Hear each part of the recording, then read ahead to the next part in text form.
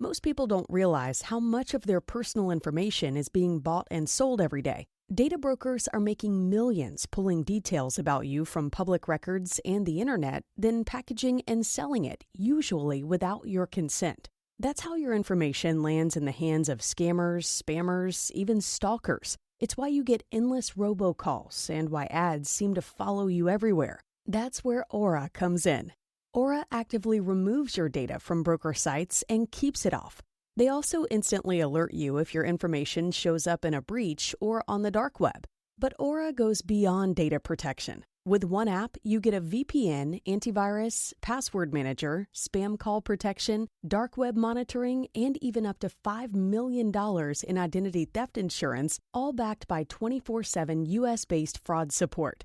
Other companies might just sell credit monitoring or just a VPN. Aura gives you all of it, together at the same price competitors charge for just one service. Start your free trial today at aura.com/hidden. Protect yourself now at aura.com/hidden.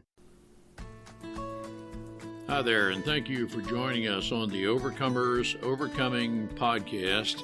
We feature those who are in the process of overcoming or have overcome any type of life encounter, life obstacle that at the time seemed to be almost insurmountable. With this podcast, we have three objectives in mind. Our first objective is we want you to know with a confident resolve you are not alone.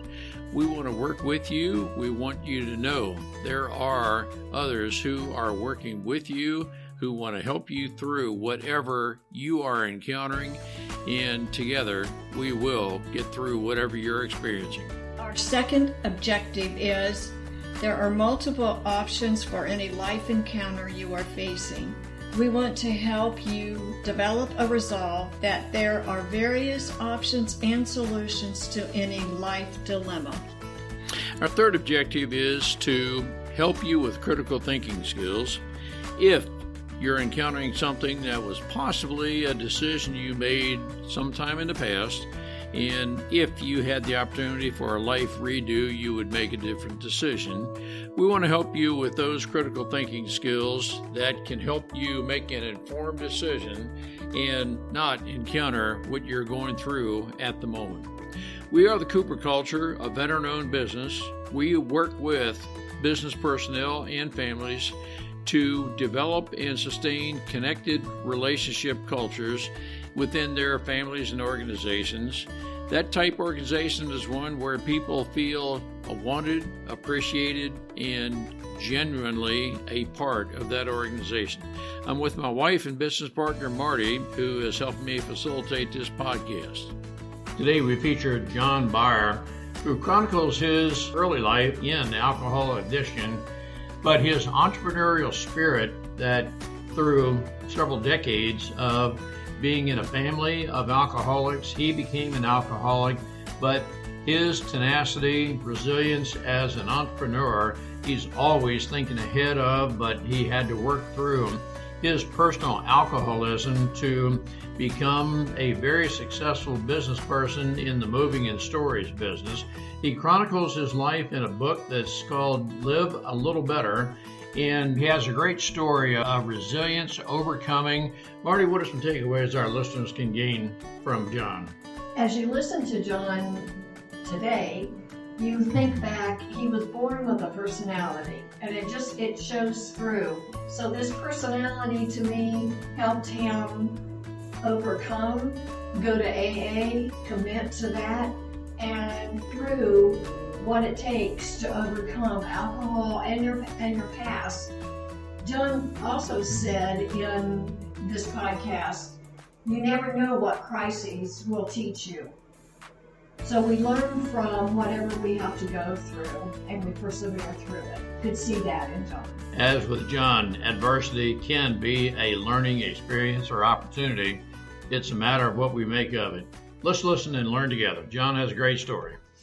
John, it is good to have you with us. Our listeners are going to be very interested in learning just enough about your past of what things used to be. And as you have acknowledged and written about, alcoholism as a part of your past, and you've overcome that, and you're right now a very successful business person.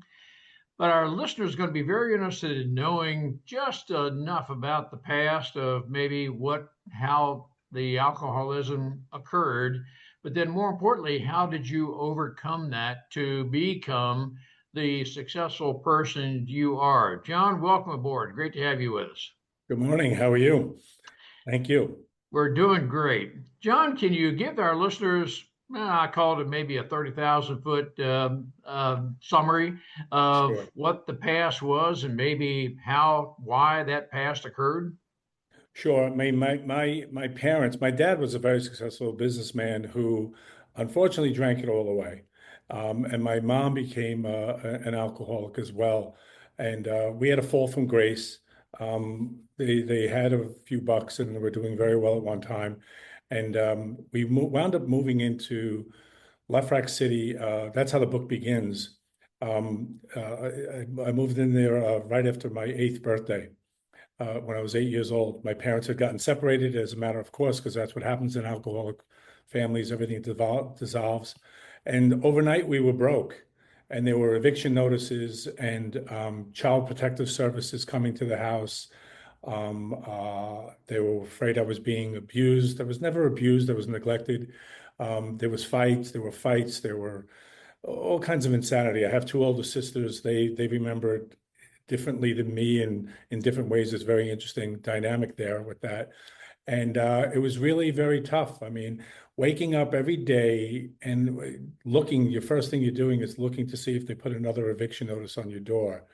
And in fact, my bed was right by the front door in the hallway when you first walked in. I didn't have my own room. I was relegated to that. My sisters had their own room together. And then my father was gone at this point. And yeah, the alcoholism took hold with them. And I vowed that I was never going to let it, destroy me. But the first time I drank, or one of the first times I drank, I remember doing shotguns of beer with my buddies in the hallways of Lefrak City in Queens, New York, right off the Long Island Expressway. And we're doing a shotgun of beer where you tap open the bottom of the can after puncturing a hole in it, and it gushes down your throat. And I remember they're spilling it. I'm trying to catch it because I'm already done. I just drank differently than anybody from the beginning. Whether or not it's genetic or not, or learned behavior, I don't know. I don't care. I have it. I wound up drinking. I had car accidents. I was an alcoholic almost instantaneously. At 21, my sister dragged me to a GI doctor, and the doctor, I had the test done before he met me, and he brings me in for the results. He looks at me and he says, "You're John Beyer. We were expecting somebody 80 years old. I was 21. What are you doing to your stomach?" So I left with a prescription of drugs there to make me feel better. And I had car accident after car accident, and I got very lucky. I knew of Alcoholics Anonymous. My uncle was a recovering alcoholic. My mother tried to go to Alcoholics Anonymous. She didn't drink the last few years of her life. My dad wound up dying when I was 21, and my mom got cancer, stopped drinking, and for the last 3 years of her life, she lived a nice life. She was who she really was at her core, but she died a long, slow, horrible death of lung cancer. And it was pour me a drink. And on March 31st, 1986, when I was just turned 26 years old, somehow I found myself walking into an AA meeting. And I went to AA that day, and I never left. And one day at a time, I've stayed sober. This March 31st will be 40 years. And I married my high school sweetheart. She's in the book. She's contributed to the book. I wouldn't let her see what I had written until the book was printed. And she came to me several times and said, "You never told me that. I know her 48 years. You never told me that." And then I kept thinking to myself, imagine if she knew what's not in the book. And yeah, no, we're still together. And we wound up, I wound up starting a moving and storage business. I met the guy, my buddy. He was a drinking buddy in the bar. Um, he had just gotten out of prison not too long ago.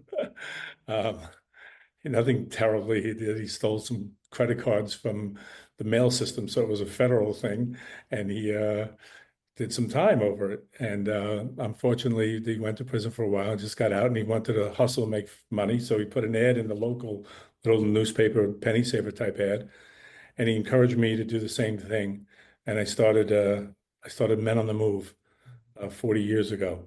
Men on the Move has grown into be one of the larger, it's the largest independently owned moving, first generation moving company on Long Island. And that's a big deal because there's a lot of moving that goes on. Um, uh, my wife and I built it together. My wife's the controller of the company. I call my wife my controller with and without the P. Yes, I understand how that is very definitely.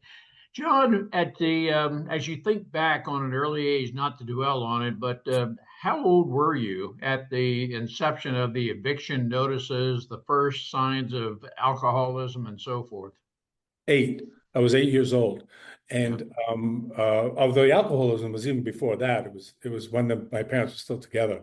I remember they had a physical fight, and they took a rocks glass, and they were fighting over the drink in the rocks glass, and my father slammed it against the wall, and the rocks glass didn't break. It got embedded into the sheetrock, and the fluid was still in there the next morning, stuck in Wow. the wall high up. I remember that vision, and that can happen if the glass is that strong, and it was. And so no, the alcohol it was around me, and we became so poor. We became really poor. I mean, I had holes in my sneakers where I'd have to put baseball cards, the ones my buddies were throwing out. I would hide them off to the side, and they're doubles, and you know sneak them away and put them in the bottom of my sneakers so that I wasn't, getting a bloody sole. And then I would open up the refrigerator, 8, 9, 10, 11 years old, and there was nothing in the refrigerator. There was a piece of Kraft cheese that had mold on the edges, and I would pick away at the edges to eat the middle of it. Sometimes it was that bad, and I mentioned Child Protective Services came and they did their job. I have to say that I always thought that in retrospect, as an adult, I always felt like those people who were there for and were doing their job. And when I was about, this is in the book, when I was about 11 years old, I I just went outside and there's a grocery store across the street. And I looked at what was going on in the parking lot. And I decided to help the women with babies or older women with their packages, putting them in the trunk and taking them from the cart. And hopefully that they would give me a tip. And they did. I started to get a quarter here and there and so on and so forth. One person even gave me 50 cents at the time. This is a lot of money. And I'm 11 years old doing this. And all of a sudden, there's this big guy standing there. I'm doing this for hours, and I'm actually rallying up the carts and putting them in the corral because that was efficient to let the cars come in and out faster. They were in the way, the carts. People would just leave them, astray. And this guy comes up to me. He says, "What are you doing?" I said, "I'm just trying to make some money." He goes, "Do you know what he did?" He turned out to be the manager. And at the end of the day, he came out and gave me $2. And that was an incredibly powerful moment for me because I had created my first job and I did it by myself. And I was 11 years old and I wanted pizza and I had pizza that night to feed myself. And I never forgot that. It was incredibly empowering. And I started working. I wound up having 3 jobs by the time I'm 13, delivering pizza for that same pizza place, working at the local drugstore, and the local luncheonette. And I made like $120 a week between those 3 jobs at the age of 13 years old, 12, 13 years old, back in 1972, 73. Can you imagine that? I am tracking your age as you're explaining this, and you mentioned the points of 8, 11, 13, 21, and 26 years old. Were you a full-fledged, if that's the appropriate term, alcoholic when you were 26 years old? No, I would say when I was 26, oh yes, unquestionably. Yes, I say they talk about crossing the line. I'd say I crossed the line when I was 17 or 18 years old, where I was going to drink. Drinking became normal every day. In fact, I remember going into, and that because I came such an alcoholic environment, my dad wasted his business, drank it away, and um, he wound up becoming a local loan shark and bookmaker in the bar. And he was working off the books because he was collecting disability insurance, which he should have gotten because he had heart attacks because he didn't take care of himself. So he's working to make a few bucks off the books as a bartender. He was a big shot there because he was very bright. He was kind of like the big fish in a little pond. And I would take two trains to go see him when I was 13, and I was tapping kegs and carrying up beer and stocking the shelves. So I was always in this alcoholic environment from as long as I knew. So when I walked into my first AA meeting, it felt like a relief. It was like, people really don't drink. I had no idea that people didn't drink. I thought everybody drank. Who knew? And then there were normal drinkers, not just the people in the bar and the people in AA. There's a group in the middle, which is the majority of society. So yeah, that was an awakening for me. Like people really, at the age of 26, I really did not understand that most people didn't drink alcohol. Yeah. As you're explaining, I'm tracking that a very poignant moment in your life was the man that helped you earn some money at 11 years old. So that kind of stayed with you mentally. But then the counterposing, if that's the appropriate term, was that you had other things operative in your mind. You became a full-fledged alcoholic. Is there another turning point? What was I guess maybe, John, I'm asking, Okay. what was it that caused you to enter AA, and how old were you So, at that point? so I had developed quite a work ethic, obviously. I was, I've always had, I still do have today, and I'll be 66 in a few weeks. And I'm still working and doing tremendous things, a lot of stuff. And the I had my drinking on January 6th, 1986, I lost a very good friend. And that friend drank in the bar. I love this guy. He's in the book. I don't want to use his real name. He was he was older than me, incredibly good looking. He had a beautiful wife, hot girlfriend too. Hate to say it at the same time. Very macho guy. He was a Golden Gloves boxer. So he could knock you out, and he had chiseled features on top of it. And he could sing, which I like to sing too. On top of it, he could even sing a little bit, SOB. And he died that day, and I went on a bender. I drank every day for the next until March 31st. I didn't draw a sober breath, and I managed to show up for work most days, but I didn't show up for work one day. What happened is that I came to, and the sky was a medium blue. I felt disoriented. I knew I was in my apartment. My parents are long gone. Amy's still kind of around in the picture. She was losing her patience with me. And I go to the window and I look outside, and the sky is a medium blue. And I look at the clock, and I don't know if it's AM or PM. Can you imagine not knowing if it's AM Wow. or PM? I'm 26 years old, just turned 26, and I'm that disoriented, that screwed up. And something just washed over me. He said, John, you need help.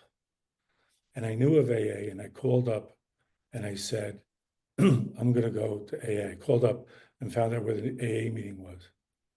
And so I got a notice in the mail that I needed to get something from the library. And I had to go to the library. And I called Amy prior to leaving and saying, I'm going to go to AA tonight. I'm going to get help.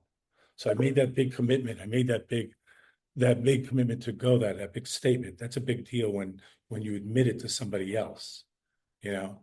And I walk into the library and it's loud. There was a school class there, little kids, and they were running around and they were loud. You know, they were kindergartners or first graders. I couldn't wait to get out because I'm red and I'm jumpy and I can't wait to go to the bar to get lunch. Yeah, it's gonna be mostly liquid lunch. And I go and I get what I get at the library, and I'm walking out, and there's a rack of books, all the same book, and it was on DWIs. And now I had never gotten a DWI. Back then, they didn't give them out like they do today. I drove drunk thousands of times, and I got pulled over dozens of times, never got a DWI. Crazy. But something compelled me to open that book. Why? I don't know. I had never gotten a DWI.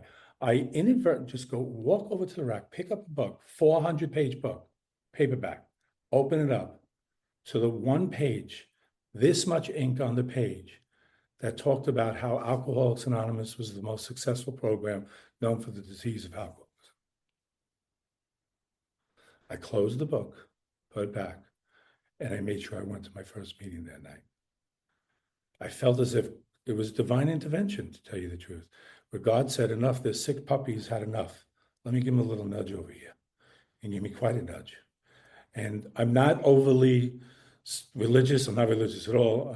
I am spiritual to a certain extent, but I don't spew, oh, thank God. And yeah, I that's not me. It's within me. I want to give back to everything I've achieved and everything I've done and everything I know about alcoholism, about autism, about finances. I want to share that my experience, my strength, and my hope with people so that they can benefit from it and make their paths a little bit easier. I appreciate what you just said, the inspiration, divine inspiration in this case, that intervened, and you want to move forward by passing forward your life experience and so forth. And John, as you think in hindsight, 26 or so years old when you started your recovery, are you, in hindsight, totally recovered from? Can you socially drink? Are you totally done drinking? How would you categorize your, I don't know, tolerance for, propensity for, whatever the term, alcohol? There's another old, I'm considering an old timer now. There's another old timer in my group who said the world record for sobriety is 24 hours. And none of us can take it for granted, anyway beyond that. And I usually go to 4 meetings a week at 7 o'clock in the morning, not on Zoom. I prefer the physical brick and mortar meetings. And I go there and I always end my share by saying, I begin my share by saying the program works if you work it. And I say, thank you for letting me share. I said, I started my day with an AA meeting, which greatly increases my chances of not drinking today. And then everybody have a nice day. And that's it. And no, I intend on going. I cannot drink. I will not drink. I have no intentions of drinking. When I proposed to my wife, who knew it was coming at that point, when I proposed marriage to her, I said to her, there's 2 things you need to know about me. Number one is that I'm an alcoholic, and I didn't say I'm not going to drink again. I said I intend on going to meetings for the rest of my life. That's what I said to her. And number 2, I'm a restless soul, so hang on to your seat. It's going to be quite a ride. And she would tell you that it's been quite a ride. So, John, sobriety's enabled me to do that. Yep. I am interpreting you, or I'm processing you as being, when you set your mind to something, you can be a very, very determined person. You're a very successful entrepreneur with your storage business, but when you set your mind to AA, you are not in just your big toes, so to speak. You are totally committed. Would that be an accurate assessment? Yes, it is. It is. So for the listener who is at the point of thinking, well, I've got to do something different, but they may not be totally committed, is it your mentoring? Is it your inspiration that, man, you have got to make a decision? It's not until you make that decision that you're going to have a life change? Yes, you have to own it yourself. Nobody can tell you. You can't do it for anybody else but yourself. There has to be a voice within you. I mean, it turned out to be 6 a.m., by the way. And, but that day, I wasn't doing it for anybody but me. Amy was always wanting, and my sisters were always, trying to help me and do, the younger brother. But no, I did it for me. Um, so you have to be ready. And it's not just, AA is not just about stopping drinking. It helps you grow and evolve. There are 12 steps in the program that people have heard about. And it addresses your insecurities and your self-esteem and other issues that enable you to say, like I would say, in business, I've taken risks because I've addressed some of those issues in the program because I was not afraid. So, and I recognize a direct correlation there between that. Without the program, I never would have succeeded in business the way I've succeeded in business. My sister says to me, "You act like you take risks." I said, "I don't see it as risk. You recognize it as a risk. I don't. You take these incredible risks." I said, "I actually don't see the risk here. Explain to me the risk." And it becomes hard to articulate the real risk in something when I've laid it out the way I see it. It's hard for her to understand that, but she's come to understand it because it's been one after the other, frankly. I want to take a very brief moment to tell you about myself, the Cooper Culture, a certified veteran-owned small business. I am a retired lieutenant colonel serving the Air Force for 22 years as an F-4 pilot, commander. I have 300 combat missions. I specialize in executive leadership training, team building, and workplace culture, where we help businesses to develop a culture of loyalty, trust, and by developing personality traits and personal strengths, we can help identify those traits that support the company's objectives. We do this through half-day and all-day training shops. I'm also a public speaker where I welcome the opportunity to speak with your group to help you develop your team to the point where people are loyal and they know exactly how they fit in the organization and contribute to your strategic objectives. Through that, you will have a very profitable company and a psychologically safe space where people know they can freely discuss everything about the company themselves, and we are always working together to progress. Contact me at ron@thecooperculture.com. Our website is thecooperculture.com. Look forward to the opportunity to speak with your group, work with your group, to take your group to the next level to where we soar together. Let's work together. Let me build on the word risk that I am correlating when you mentioned it could be an alcohol, it could be a 24-hour turnaround, so to speak, or in other words, say, it's almost daily. I'm interpreting you're battling alcoholism. But when you, in the context of risk, what I'm processing with you, your mind may have been saying, hey, if I don't commit to this, I mean, cold turkey, so to speak, if that's an appropriate term, to stop drinking right now, I may go back into it and I'm in and out, in and out, and in and out. Were you the type person that you made a total abstinence decision that no more drinks of any kind? No, I didn't. I actually said I'm just going to take it for a day at a time. And what really kept me going in the beginning was that you're there voluntarily. Nobody's making you go. Back then, it only cost you $1 to go to a meeting. Now it's up to $2 to pass the basket for the coffee and the donuts. And what I really attracted me, and AA calls itself a program of attraction, is that nobody's lecturing you. It's there if you want it. I wanted what these people had. These people were happy. they weren't just falling down drunks. We had CEOs, we had teachers, we had people checking out the groceries, and the guy checking out the groceries was more sober than the CEO. You follow what I'm saying? I He was do. helping the CEO Yep. because the CEO couldn't keep his act together because, first of all, the CEO thought he had all the answers. And yeah, then why are you sitting here? If you had all the answers, you wouldn't be here. And the cashier could tell the CEO that, and the CEO had no answer. So there's that, and there's nothing. And then once you get it, the most rewarding things in life that I've come to experience, when you get it, we have an expression that says you have to give it away to keep it. And you share what you have with somebody, and you watch their lives turn around a day at a time, and their relationship with their spouse gets better, their job gets better, they get a raise, they get a promotion, suddenly they're driving a nicer car, they're cleaner, they're healthier, they lost a few pounds, they go back to the gym, they have a better relationship with their children. It's the best feeling in the world to be witness to that.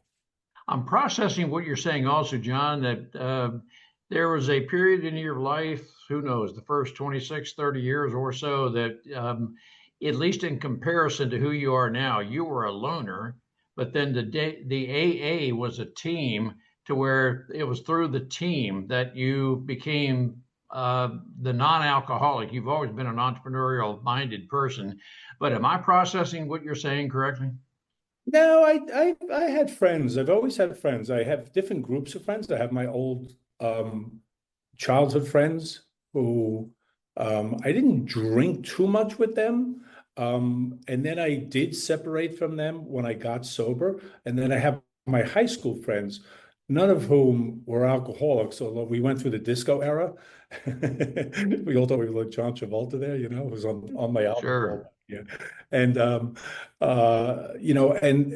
those are really my good buddies. Those people were in my wedding party, and I'm still close friends with everybody from our wedding party from 38 years ago. So I wouldn't call me a loner, but I always had my own path I was going down. I mean, I drank my way out of college. I have 30-something college credits. And I just met somebody in the program who's the most educated person I've ever met in my life. 2 doctorates and a master's, Harvard, MIT type stuff. And they're new in the late 50s. And I hope this person gets the program and stays with it because they're brilliant. But education doesn't mean anything about it. But no, I wasn't really a loner like that. But I've always been a gregarious type person. I was a bartender for years. You can't be quiet and shy when you're a bartender. A more accurate term may be resolved, that you've been resolved all your life. You just, at 26 and beyond, you just made choices that maybe separated you from the previous group of friends, something of that effect. Yeah. I've always been very driven. I'm driven. I'm competitive.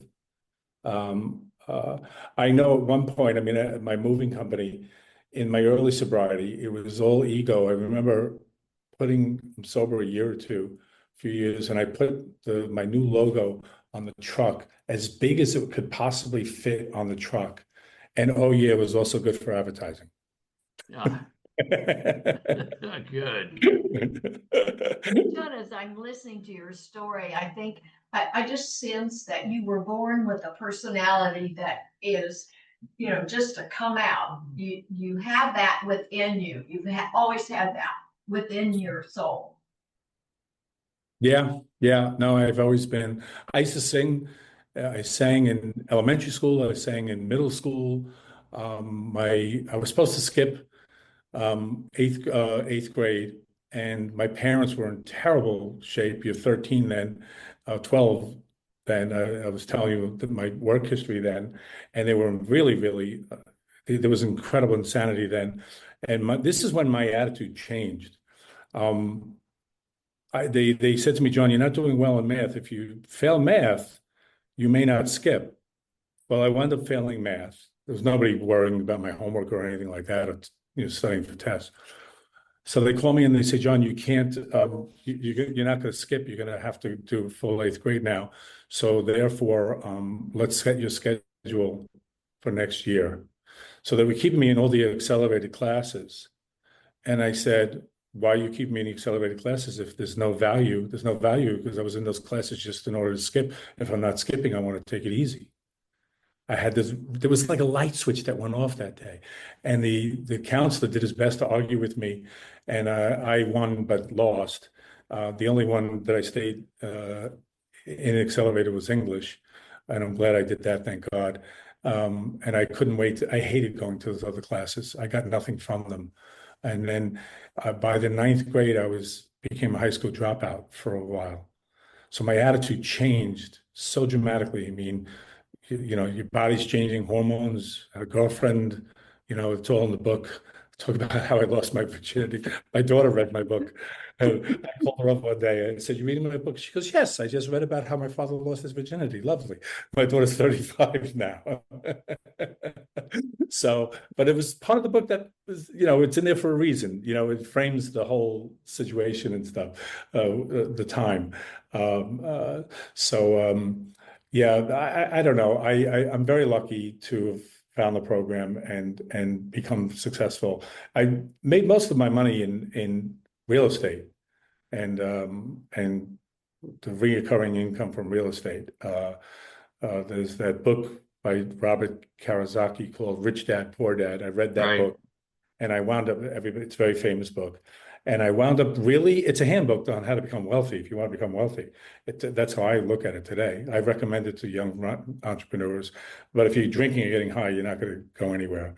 Live a Little Better, my book right here, is not a get-rich book. It's more of a human interest story. It's more about survival. It's more to inspire people who have faced adversity. And I know there are a lot of stories out there that are like mine and people who have had greater adversity and who have achieved more. Mine is just another story. My daughter is the one who talked me into writing the book. Well, John, I will bring this in for a landing, but a couple thoughts come to mind. Live a little better. I am picturing as this conversation continues, you may have had to work through different adversities, but you always found the positive. Look, you were looking for, you always found the positive in. And I think that's one of the takeaways from this conversation, that one of your life stories might be, you look for, you will find the positive, albeit it may take a while to process everything, but you look for, you will find that positive. Is that kind of a life lesson? That's the life lesson there, because even if you can't help yourself, you can help somebody else. I mean, I remember Hubert Humphrey was diagnosed with terminal cancer, and his thing at the end there is that he just wanted to help other people, with his information about his disease, so that they could try to ward off, dying from the same disease that he had. And I found that noble. John, you mentioned a term somewhat in passing, but I want to ask you somewhat personally. You mentioned the word autism. Yes. And we personally do not think of that as a disability. It is an attribute, but would you consider coming back on for another episode and discussing autism with us? We quite honestly have a 19-year-old granddaughter who is high spectrum autistic. I just sense there are other autistic or neurodiverse people who need hope. There's a lot of neurodiversibility people out there. Yes. The neurodiversibility, yes. And I would be glad to speak to that. I have a lot to say about that. Yes. Thank you, John. That is a topic I would like to pursue with our listeners, because as you just said, neurodiversibility seems to be, I don't know if it's on the upswing, but it is more prevalent now in my life than it has been any time in the past. I think our listeners can learn a lot about that. And as we look forward to that episode with you, I want to tell our listeners, I am looking for and hope to find employers who are willing to work with and adapt to those who are neurodiverse. I just personally think that is a very untapped resource. I'd be glad to do that. I'd really welcome that opportunity. John, thank you so much. Let's schedule another time where we can devote ourselves to neurodiversity, and we're going to help advance that community going forward. Thank you so much. Thank you. We appreciate having the opportunity to share our and our guests' life experiences with you. The Cooper culture advances organizations to achieve and sustain high retention rates, connected communication, and trust through personality insights and principled leadership. You can contact us at our website, thecooperculture.com, and you can contact us directly at ron@thecooperculture.com or Marty, M-A-R-T-Y, at thecooperculture.com. We work with you to help assess aspects of your culture to advance the environment and people to their best performance.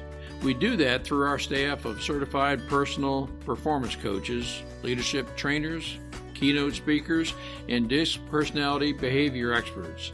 You can book a speaking engagement directly through our website by contacting us at ron@thecooperculture.com. We look forward to sharing our life experiences with you, some of which are profound, some of which are pretty funny. Some of those life experiences are ones we'll never do that again because we've been through stuff. We truly look forward to working with you, speaking with you, helping advance you in any way that we can.